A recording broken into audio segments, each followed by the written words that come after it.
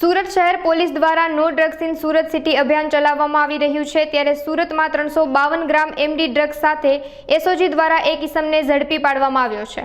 આરોપી પાસેથી 35,20,700 રૂપિયાનું ડ્રગ્સ પોલીસ દ્વારા જપ્ત કરાયું છે।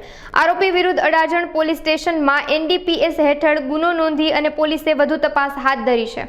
ગઈકાલે મોડી સાંજે એસઓજીની ટીમને એક બાતમી હતી કે એક આસિફ અબ્દુલ રશીદ શેખ કે જે લિંબાયતની અંદર પદ્માવતી નગરમાં રહે છે અને તે મુંબઈથી એમ કે ડ્રગ્સ લાવી અને અહીંયા છૂટક વેચાણ કરે છે।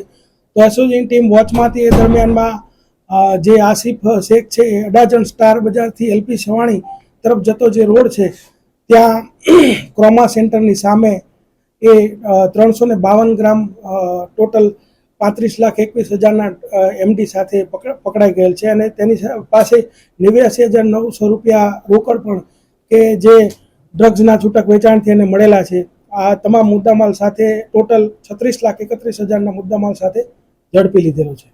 આ જે ડ્રગ્સ છે એ મુંબઈની અંદર જે સાયણ વિસ્તાર છે ત્યાંથી પૈસા કમાવાના ઈરાદે યોગેશ ઇંગલે કરીને જે વ્યક્તિ છે એની પાસેથી એ લઈ આવેલો અને છૂટક વેચાણ કરતો હતો।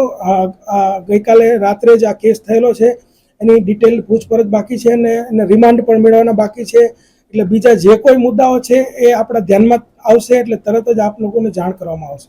આ જે આરોપી જે છે આસિફ અબ્દુલ રશીદ શેખ જે છે એ લિંબાયતમાં રહે છે અને અમને જે જાણકારી મળી છે તો અમે ઘણા સમય તેના વોચમાં જ હતા અને કે આ છૂટક એમડીનું વેચાણ કરે છે।